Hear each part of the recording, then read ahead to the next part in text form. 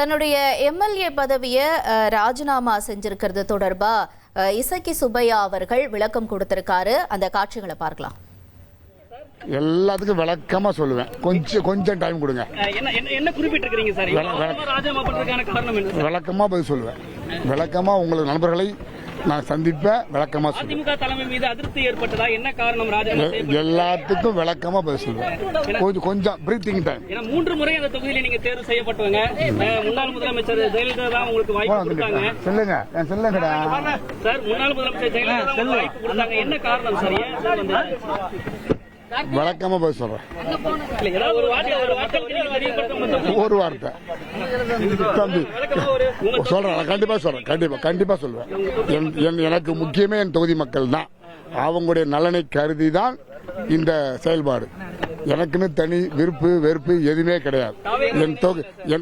அதை தான் சொல்றேன். என் தொகுதி மக்களுக்காக நான் இந்த முடிவை எடுத்திருக்கிறேன்.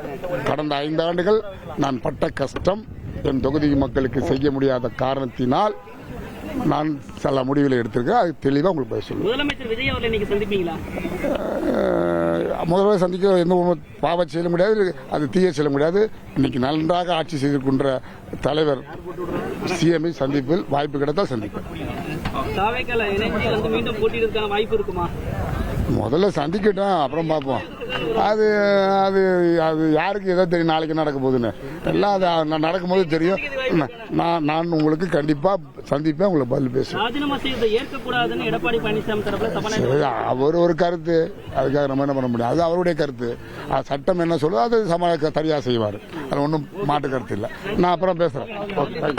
1,28,00,000 மனங்களை வென்ற தந்தி டிவி யூடியூப் சேனல். தவிர்க்க முடியாத தம்ப்நெயில், கலக்கலான கான்டென்ட்ஸ். நீங்களும் இந்த குடும்பத்தில் இணைய இப்பவே சப்ஸ்கிரைப் பண்ணுங்க. அசுரபலம் கொண்ட எங்கள் டிஜிட்டல் கரங்களில் உங்கள் விளம்பரங்களை சேர்க்க வாட்ஸ்அப் பண்ணுங்க. 8939888838. Email advtthanditv@dttv.in.